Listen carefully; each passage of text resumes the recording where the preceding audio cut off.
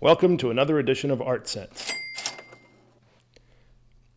In the world of nonprofit arts, the true hero isn't the artist, the curator, or even the museum director.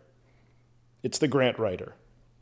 But there's another hero, unsung, taken for granted, you might even say. That's the grant reader. Today, one has agreed to this interview with the condition that we conceal his identity. Are you sure this is the best way to conceal my voice? Yeah, it's how they do it on 60 Minutes all the time. So, welcome to ArtSense. For the benefit of our viewer, can you explain what it is you do? I read grant applications from nonprofits arts organizations. I'm a fragger. I'm sorry, a fragger? A freelance arts grant reader? Do you grant the grants? Nah, that's the grant granter. That's your boss. Nah, generally I report to the grant stamper. He stamps them, meaning he approves them? No, that's the grant stamp stamper. He doesn't grant the stamped grants, that's the stamped grant granter. So you read the grants? Yeah. And you specialize in funding for the arts? Yeah. And what experience do you have that's prepared you for that job? Well, let me see, I took a pottery class once. Oh, and that guy, Kirk Douglas played him. Cut off his ear. Van Gogh? Go where? Vincent van Gogh, the painter. Yeah, I saw the movie. Kirk Douglas, That's it? Yeah, not to blow my own horn, because I don't have a horn. It's pretty unusual for a grant reader to have that kind of artistic experience.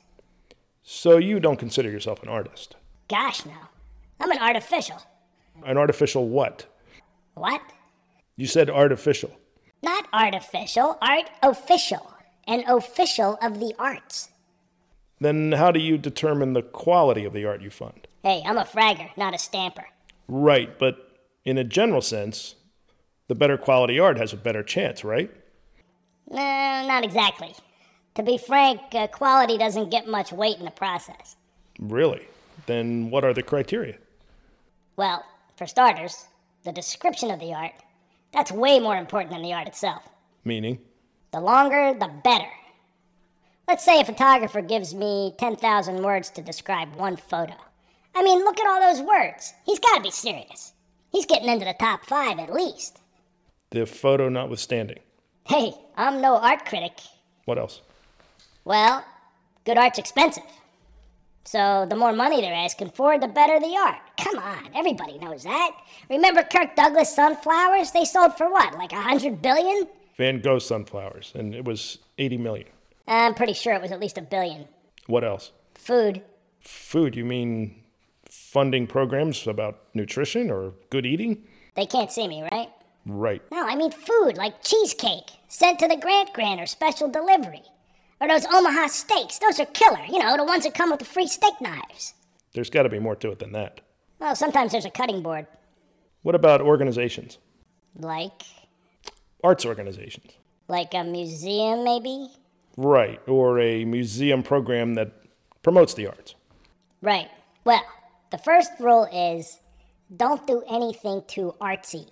What do you mean? Well, the funding community doesn't want to see its grant recipients getting all high and mighty. Not sure I follow. Don't get all fancy and artistic with your promotional stuff. Keep it drab. Boring, old-fashioned, black ink on paper, bad photography, crappy fonts. And none of those web thingies up on the internets. That seems kind of passé. You have to appeal to your audience. What else can the applicant do to secure grant funding? Well, it helps if you've already secured a lot of money. Wait a minute. To get money, you have to have money? I wouldn't put it just like that. I'd say you have to have money to get money. That's crazy. If you have money, why would you apply for a grant?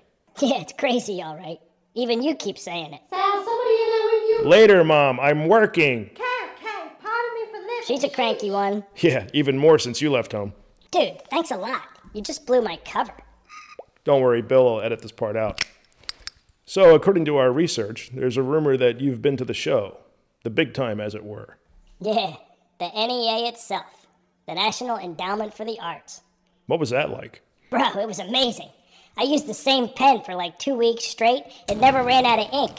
I think they got them from NASA or something. The water coolers were filled with melted glacier ice. How long were you there? 2 weeks, I was filling in. You were a temp. No, I was a PIA. A what? A personnel interim asset. And you read the grants? God, no. I never made it into the building. I was a VP. A vice president? No, a valet parker. You parked cars. Yeah, man. So you didn't exactly get to see the inner workings. I feel I played an important part. I'd hoped you'd have more insight. I was going to ask you if the government should fund arts at all. Well, that depends on the art. I mean, I've seen some crazy stuff cross my desk. This one guy wanted to build a giant clothespin in the middle of Center City, Philadelphia. Oh man, that one made the rounds.